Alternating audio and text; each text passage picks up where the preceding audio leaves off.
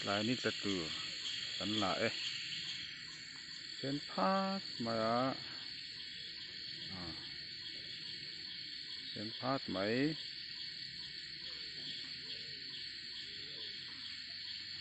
đã phát triển thế đi lá cụ và cứng hi Christmas tree thang đủ được tục được ai sang tọ này cắt nghề nghề ngay thala cắt đi băm vét rồi là hi là ngô dewa thìn sang dewa đây số rồi ek lang xuống borewell ai long po là electric này nước mấy rồi ek borewell rồi chú mà xả khóc máy mối tắc cái này mối khóc máy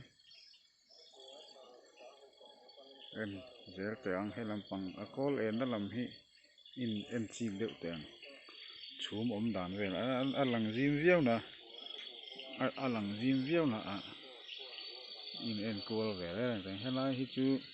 yêu quý ship lang borewell thianghlim sang điệu nó khá này nha cần in trăng cần in bùn mấy lang này re hum thui nè thi thọt chân re hum dễ là anh ta po hi kỹ vật thằng mấy thấy nè chum in viền lại mấy hi xiel khóc mày hay lại mấy hi xiel khóc mày lòng cái po ăn lom lại nó vẫn lòng ăn lom mà lại khi tu lại khai mũ nôm lẽ mày rồi em pet mày col kil cắn múa van cột chua em tira te po ange lại chú mầm đàn po chú tuy liền tsunami in buat sai te po ang lom le re hem mày ang si mo tuy pui cam tuy xin riết cam bor vela re hum tắc ani sen niệm làm sao tu mấy deal kalka te po anga kan lang huchi alo na mấy deal amaro chu sen phuta mấy deal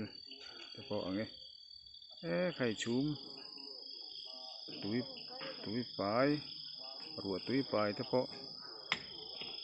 nó tắm mày sen phút mày van làm chu sen phút mày hianin khai ngủ nôm khóc mày rep mày tụi nó khăn nôm nó hi chol mun biak in bulok basketball court bulok kan in chung zol về mấy khăn ya salam sa chu mũ nôm vóc lậu tui pai chum bút thua dàn la mặt hay là sur hết cả nghe mà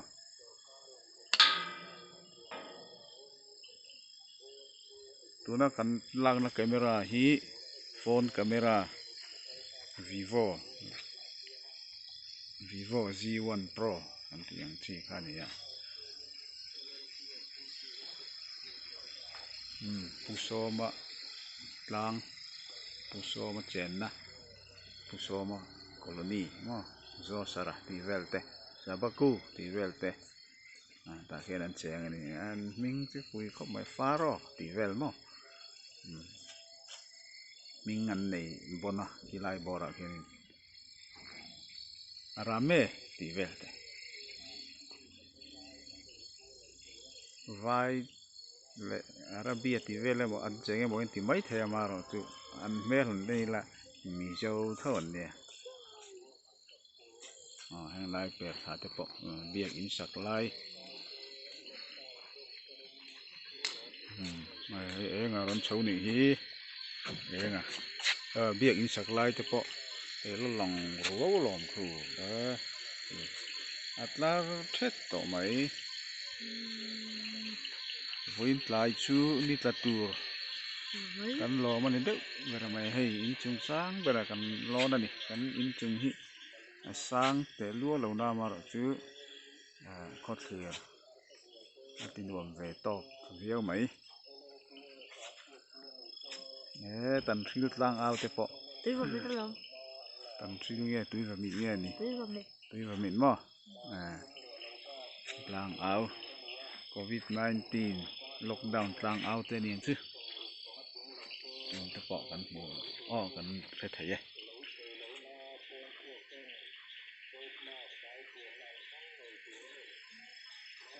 nuam khop mai